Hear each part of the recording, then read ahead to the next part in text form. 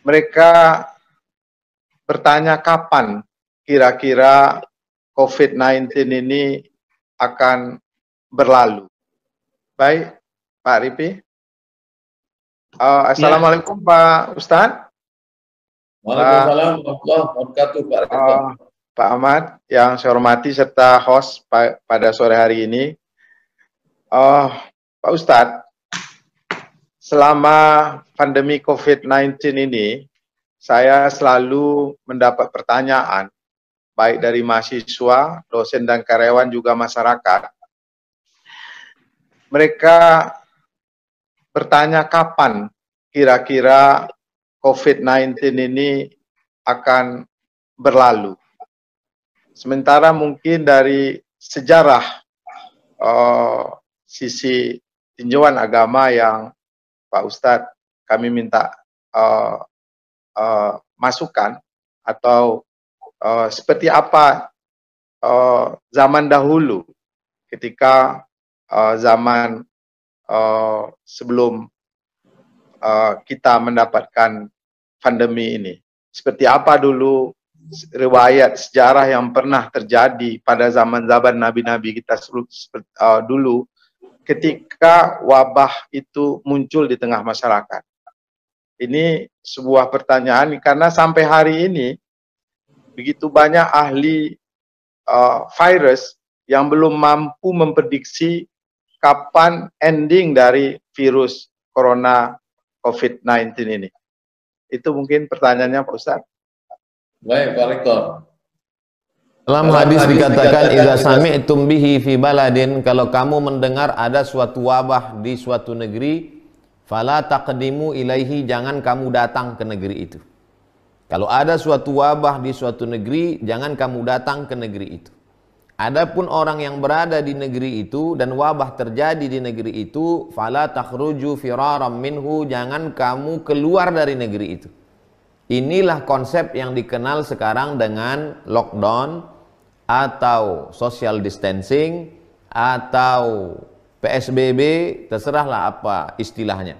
Itu hanya sebetulnya substansi maknanya bagaimana orang bisa mengkarantina diri.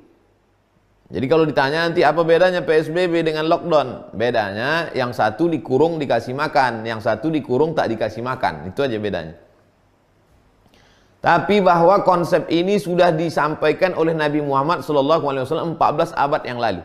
Ini satu kebanggaan bagi kita punya Nabi yang tidak hanya cerita tentang sorga, neraka, azab kubur, malaikat, mungkar nakir, malaikat maut. Tapi dia bercerita tentang konsep social distancing.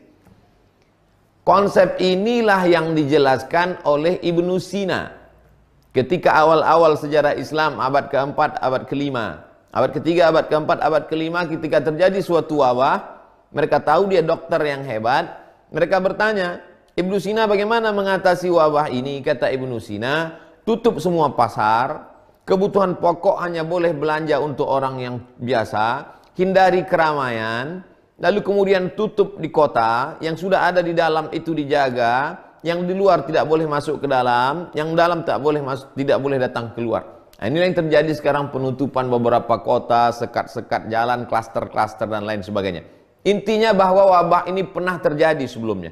Dan dalam sejarah ada wabah kolera, ada wabah flu burung, ada medco wabah sapi gila, ada wabah taun pes, lalu kemudian ada wabah virus HIV AIDS, dan semua wabah Ebola di Afrika, dan semua wabah ini sampai hari ini masih ada.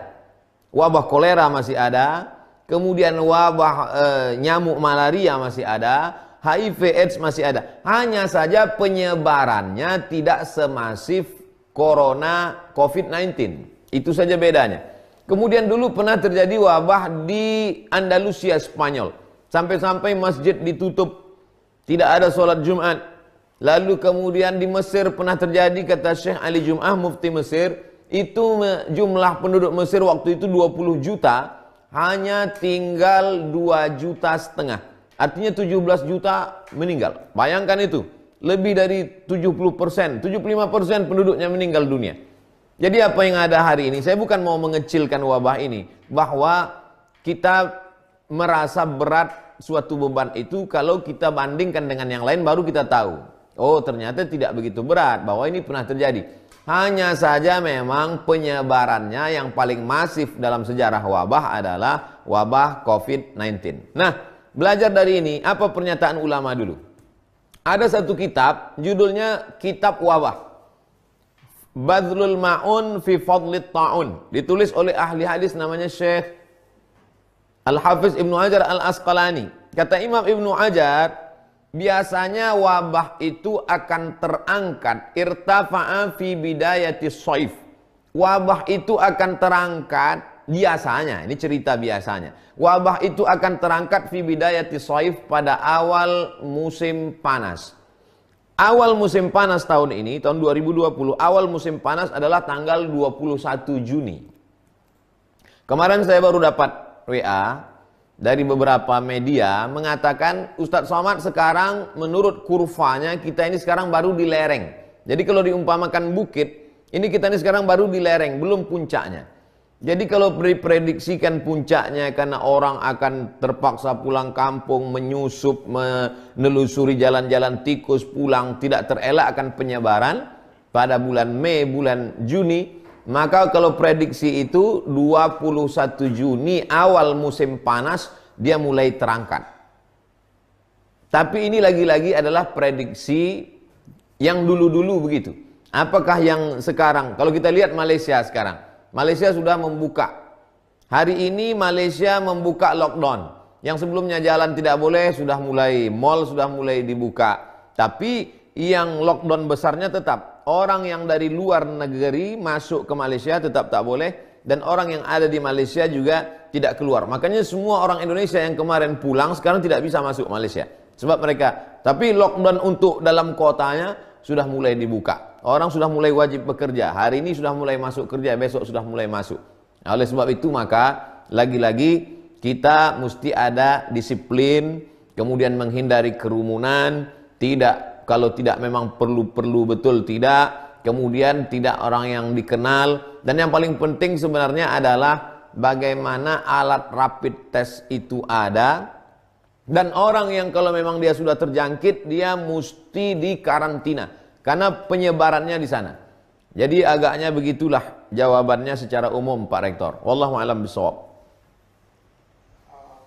Mungkin selanjutnya Pak Ridi, Pak Os. Ya.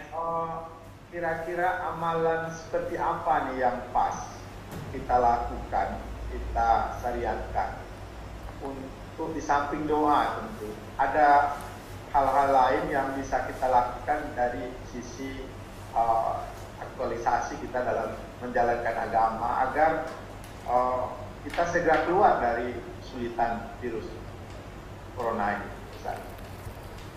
Kalau berbicara tentang masalah ujian hidup, maka selalu ada dua, zahir dan batin. Zahirnya artinya ada usaha dari kita. Kalau dia virus HIV/AIDS, menghindari penggunaan jarum suntik, menghindari hubungan seksual liar tanpa ikatan pernikahan, dan lain sebagainya. Kalau dia penyakit wabah nyamuk, maka membuang air yang tergenang, kemudian menyuci bak, kemudian membunuh jentik anak nyamuk dan lain sebagainya. Itu yang disebut dengan zahir. Nah, zahirnya untuk COVID-19 ini apa zahirnya? Menghindari kerumunan. Karena penyebarannya melalui kerumunan. Lalu kemudian menggunakan masker, menutup semua jalur masuknya ke dalam. Lalu tidak mengusapkan tangan ke mata, kemudian menutup hidung, menutup mulut dan lain sebagainya. Nah, ini semua usaha yang dijelaskan oleh dokter-dokter kita ikuti. Ini zahirnya. Makanya saya menyampaikan ada tutorial, bisa ditulis jamaah sekalian dari Rokan Hulu, bisa ditulis di YouTube tutorial ibadah Ramadan. Saya sudah jelaskan dari mulai tarawih sampai witir, sampai tadarus, sampai malam takbiran, sampai sholat id. Bagaimana supaya kita tidak berkerumun tapi ibadahnya tetap bisa kita laksanakan. Ini usaha yang sifatnya zahir. Adapun yang batin tentu saja doa. Dan di antara doa yang paling manjur mujarab dijanjikan Allah dalam Al-Quran adalah wa ma kana Allahu mu'adzibahum wa anta fihim wa ma kana Allahu mu'adzibahum wa hum yastaghfirun. Allah tidak mengazab mereka selama mereka masih banyak beristighfar. Nah, saya mau mengaitkan istighfar dengan tarekat Naqsabandiyah karena Rokan Hulu adalah pusatnya. Orang sebelum dia mengambil zikir tarekat, maka dia mandi taubat dulu. Mandi taubat. Tuan Khalifah, Tuan Mursyid akan memandikan dia pakai limau. Kenapa dimandikan pakai limau? Karena zaman dulu belum ada sampo, belum ada deterjen, orang dibersihkan. Nah, limau inilah yang mau hilangkan daki-daki, ketombe, bau, segala macam. Bersih. Setelah orang dimandikan dengan limau, lalu kemudian dia dibungkus dengan kain kafan. Untuk apa? Untuk merasakan ini gladinya kematian. Karena di sana diajarkan mutu qabla anta mutu. Matilah kamu sebelum mati. Dan orang ketika sedang bersuluk, di dalam suluk itu yang paling banyak dilakukan adalah sholat sunat taubat. Sholat sunat taubat mereka yang bersuluk itu kadang sampai berpuluh beratus kali. Istighfarnya tak terhitung lagi. Dari awalnya mandi taubat, lalu kemudian dia sudah seperti replika orang mati. Dan orang yang bersuluk itu pakai kelambu. Kenapa dia pakai kelambu? Karena dia seolah-olah sedang berada di dalam liang lahat. Yang dia pandang ke kanan dinding, di kiri dinding, di depan dinding, belakang dinding, atas dinding. Kerjanya di dalam hanya berzikir Allah, Allah. Tak putus. Untuk meng-set-up-kan, memasukkan zikir itu ke dalam jantung dia. Dua jari di bawah. Allah, Allah, Allah, Allah, Allah, Allah, Allah, Allah, Allah, Allah. Satu hari paling tidak 5.000 kali. Sebagiannya ada yang 10.000, ada yang 15.000. Sehingga kalau dia mengambil yang paket 10 hari, berarti dia 150.000. Kalau dia ambil paket yang 40 hari, maka berarti dia beratus ribu. Itulah yang dilakukan mereka, negeri 1000 suluk. Oleh sebab itu cerita tentang masalah taubat, masalah zikir kepada orang Rokan Hulu ini sama seperti mengajar itik berenang, mengajar panglima silat berpencak silat sebetulnya. Tapi pertanyaan Pak Rektor ini sebenarnya begitu cara Pak Rektor ingin supaya saya menjelaskan ini kepada masyarakat umumnya yang menyaksikan acara ini dan bil khususnya di masyarakat Rokan Hulu, khususnya lagi Civitas Akademika Universitas Pasir Pengarayan. Wallahu a'lam bishawab, Pak Rektor.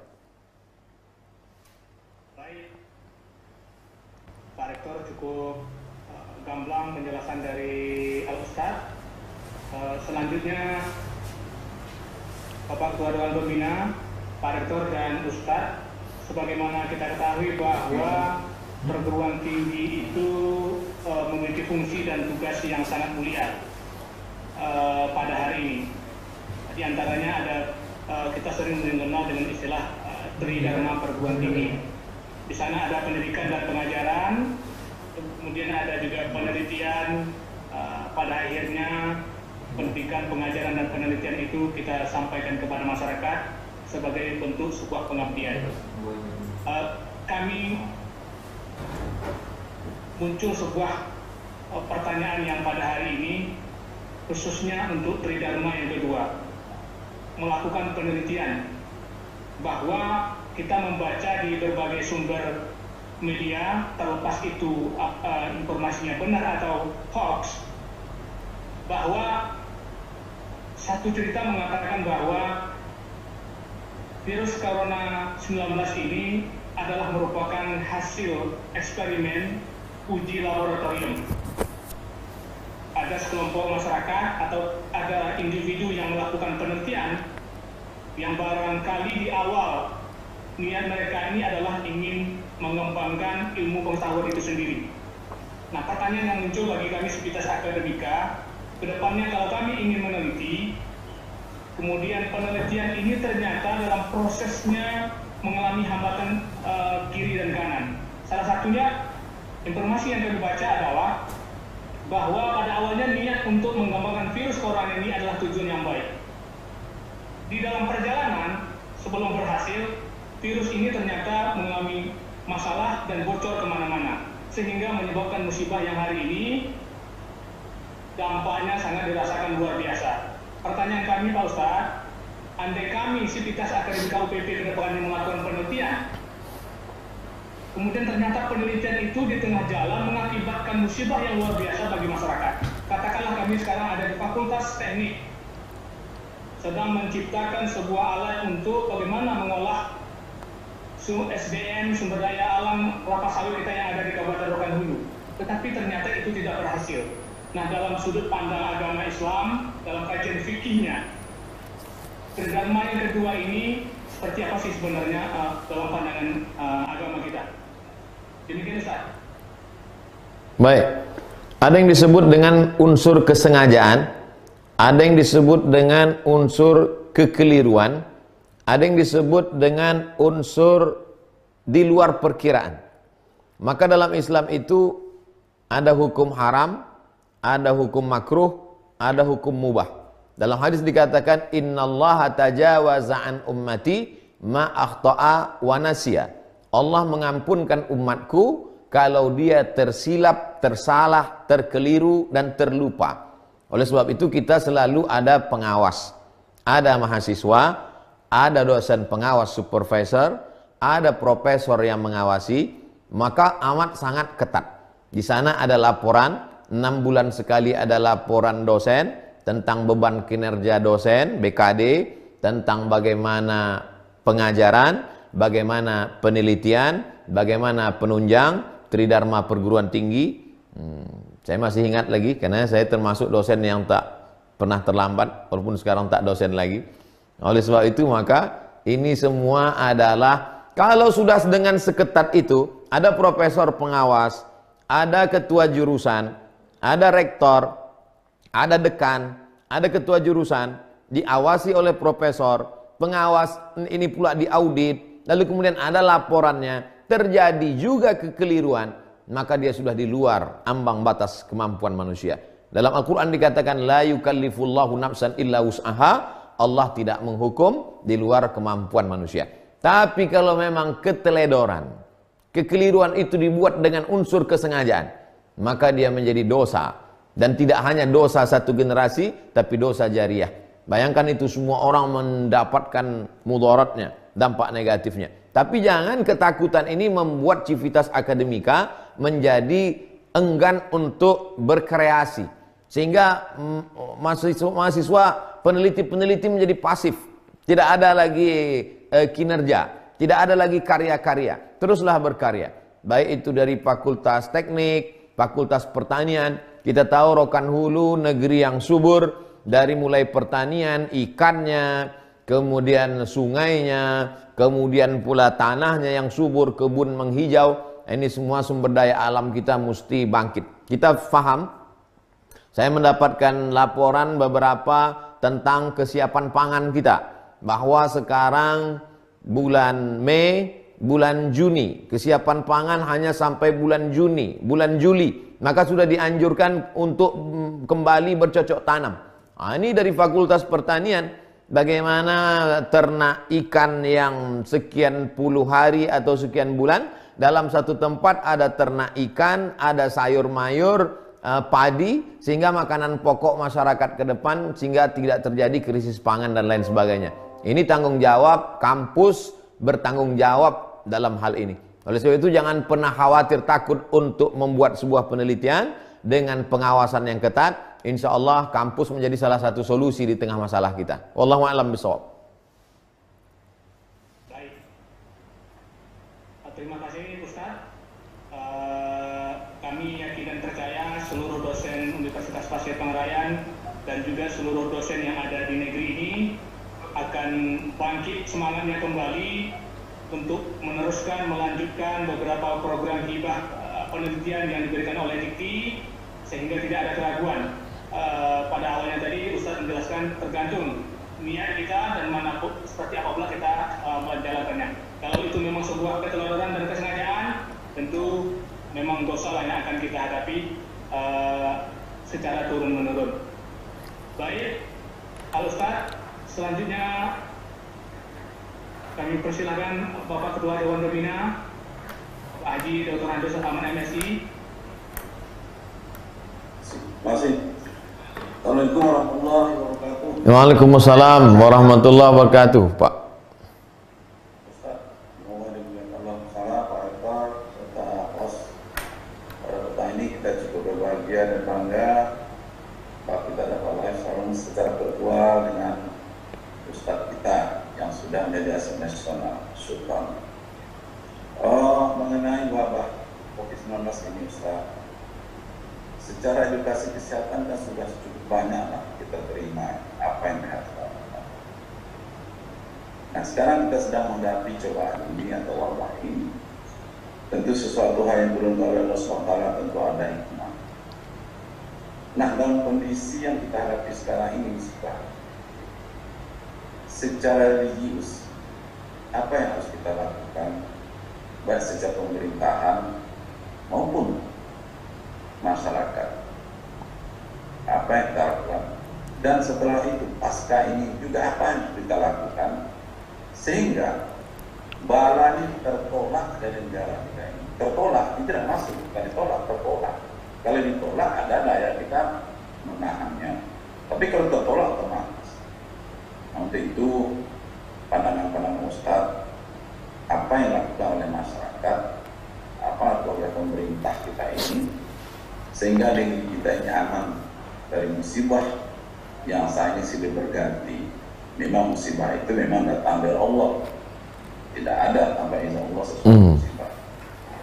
Kita pun banyak dapat siar-siar dalam Al-Quran bagaimana nasib daripada umat Nabi Nuh, umat Nabi Saleh dan seterusnya.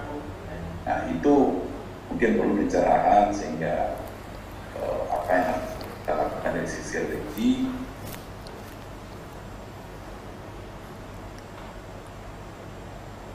ini dan dalam proses kesehatan medis kita sudah cukup banyak terimanya.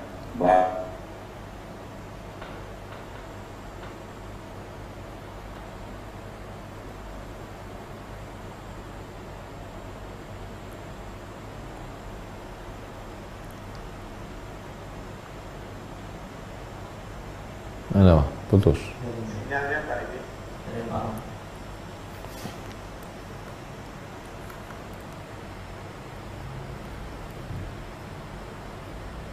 Baik.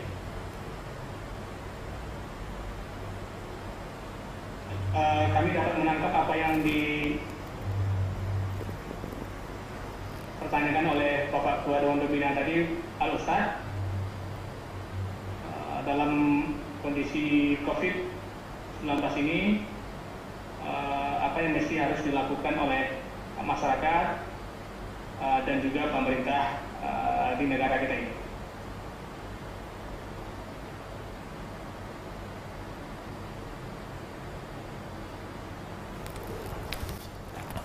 A'udzubillahiminasyaitonirrajim. Dalam sebuah ayat Allah bercerita, Daraballahu mathalan lilladzina, Allah memberikan contoh untuk orang-orang yang ada di atas dunia ini tentang suatu negeri aminatan mutmainnah, negeri yang aman, tentram, adem, ayem, tenang. Fakafarat bi an'amillah, tapi kemudian mereka menjadi kufur nikmat. Manusia ini sifatnya lalai dan lupa.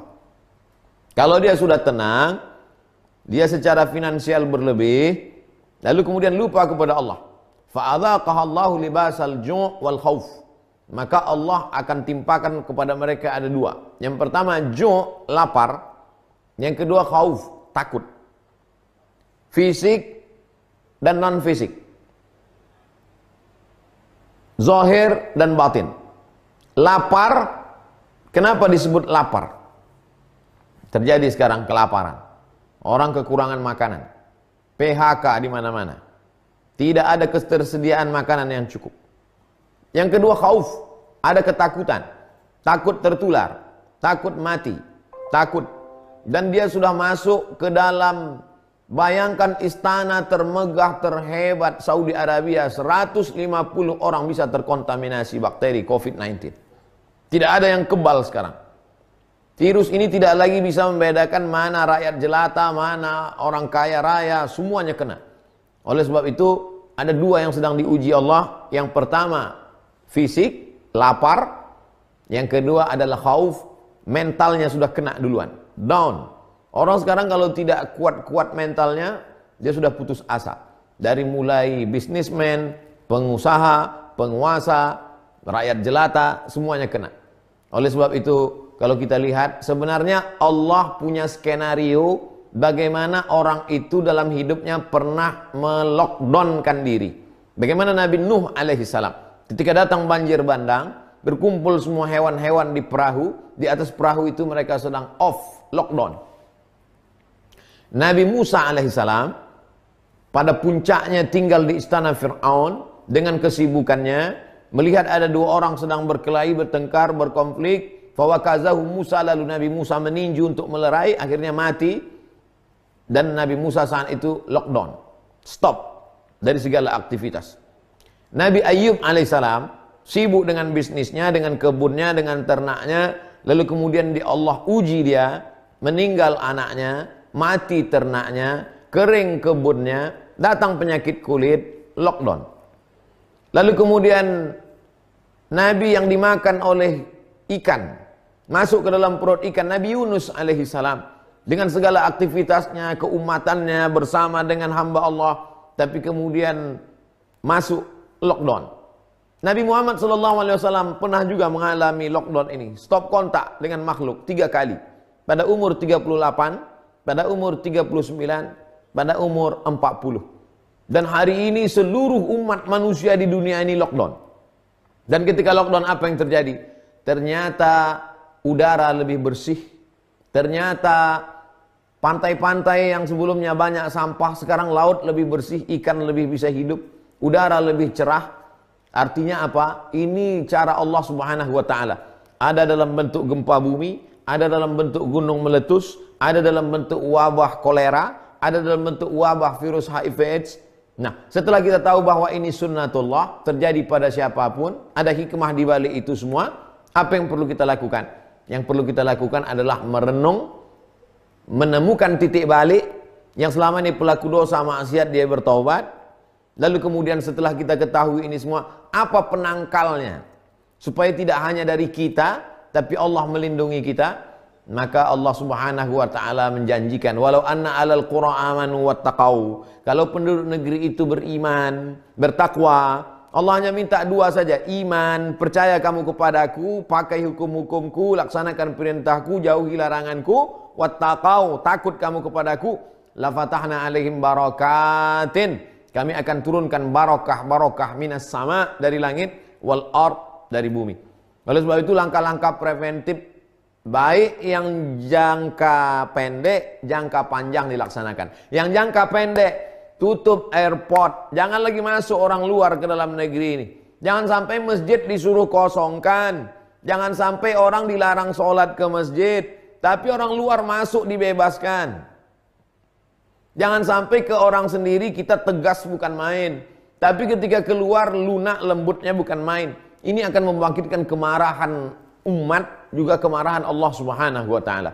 Ini langkah-langkah yang paling dekat untuk saat ini. Lalu kemudian masyarakatnya pula disiplin. Saya sebagai ustadz sudah menjelaskan bagaimana tutorial dari mulai sholat tarawih, sholat witir, tadarus, baca Quran, malam takbiran, sampai sholat Idul Fitri, Idul Adhanya pun sudah saya jelaskan. Supaya apa? Supaya kita ada solusi tentang masalah ibadah, tidak merasa meninggalkan ibadah, tidak merasa meninggalkan masjid, tidak merasa meninggalkan Allah. Kita hanya sekarang sedang satu, menghindari kerumunan. Lalu kemudian kalau Allah sudah berjanji, kamu akan laksanakan perintahku ini, Allah janjikan 2. Falyabudu rabb hadzal bait. Kamu beribadah kepadaku, laksanakan aturanku, maka aku bebaskan kamu dari 2. Yang pertama, amana at'amahum min ju'. Kalau kamu lapar, aku beri kamu makan. Yang kedua, wa amanahum min khauf. Aku cabut rasa takut dari dalam hati kamu. 2 ayat yang saya baca, di awal dan di ujung, menceritakan tentang 2. Yang pertama, kalau kita kufur nikmat, akan Allah pasangkan dalam diri kita 2. Rasa lapar, rasa takut. Tapi kalau kita kembali ke jalan Allah, Allah keselamatkan kita dari 2. Falyabudu rabb hadzal bait. Banyak-banyak kau beribadah, banyak-banyak kau dekatkan diri kepadaku, akan kubalas dengan 2. At'amahum min ju'. Kalau kau lapar akan aku kenyangkan. Wa amanahum min khauf. Rasa takut akan kucabut dari dalam dirimu. Inilah langkah pendek untuk saat ini dan langkah ke depan untuk jangka panjang. Mudah-mudahan negeri ini tetap menjadi baldatun thayyibatun wa rabbun ghafur. Wallahu a'lam bishawab. Baik. Alhamdulillah kita sampaikan kepada Al Ustaz atas pencerahannya pada sore yang berbahagia ini. Selanjutnya terima kasih Bapak Ketua Dewan Pembina, begitu juga Pak Rektor Universitas Pasir Pangarayan. Kami mendapat banyak WA dan SMS ini dari beberapa rekan-rekan tentang pertanyaan yang mereka ingin sampaikan. Tetapi dengan keterbatasan waktu kita akan lanjutkan pada kesempatan-kesempatan yang lain. Sama kita berdoa seperti yang disampaikan oleh Al Ustaz tadi, mudah-mudahan jika kita melakukan hal-hal yang baik-baik pada hari ini, di bulan yang suci ini, insya Allah akan Allah hilangkan rasa lapar dan juga rasa ketakutan. Menurut kami lapar ini tidak semata di pandangan kita saja, demikian juga masalah ketakutan ini bukanlah ketakutan yang biasa-biasa saja. Intinya mari kita bersama-sama kembali berbanyak zikir seperti apa yang disampaikan oleh Al Ustaz tadi. Sekali lagi keluarga besar Universitas Pasir Pangarayan mengucapkan terima kasih yang setinggi-tingginya kepada Al Ustaz.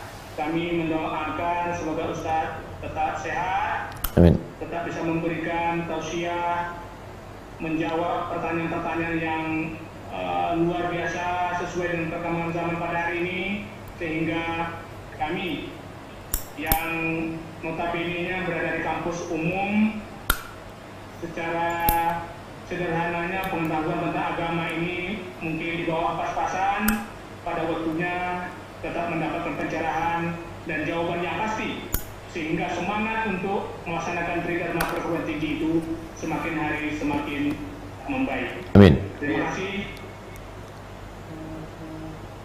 Mungkin ada penutup yang akan Ustaz sampaikan kepada kami semua. Kami persilakan Ustaz. Yang terakhir ingin saya sampaikan bahwa ini cara Allah untuk menguji apakah dengan adanya wabah ini kita semakin kreatif atau down.